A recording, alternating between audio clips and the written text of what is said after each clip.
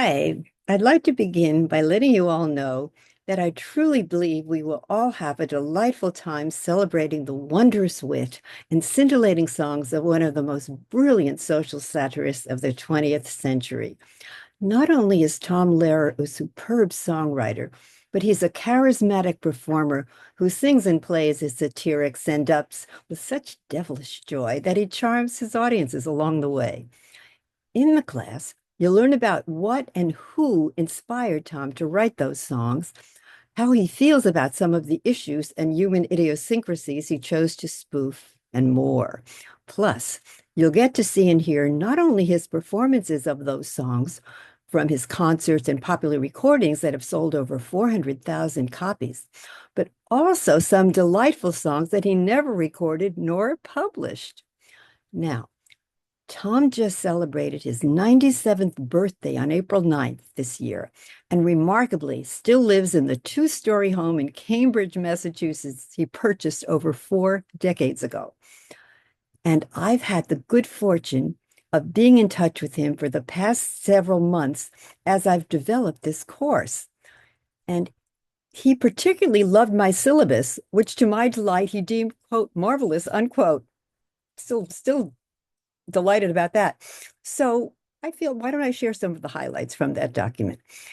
In week one, after a short bio, we'll cover the songs he wrote from ages 15 to 19 when he was a precocious undergraduate mathematics student at Harvard.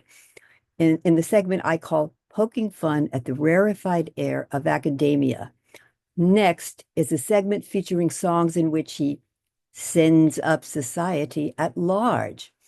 And some of his most well-known songs are in that segment. In week two, where after a crash course on the psychology of humor, we look at and listen to the delightfully upbeat songs he had written. Anyway, you know what I mean. He wrote about the rewards of war and mass destruction. And he'll also be merrily mocking our winter holidays and playfully educating tots and school kids with some of the most adorable songs ever written for that age group. And then in week three, we have a segment on rhyming revelry, in which we take a close look at Lehrer's inventive wordplay. That's followed by several hilarious songs about matters of the heart and other areas of the body, which I call the lunacy of love and lust.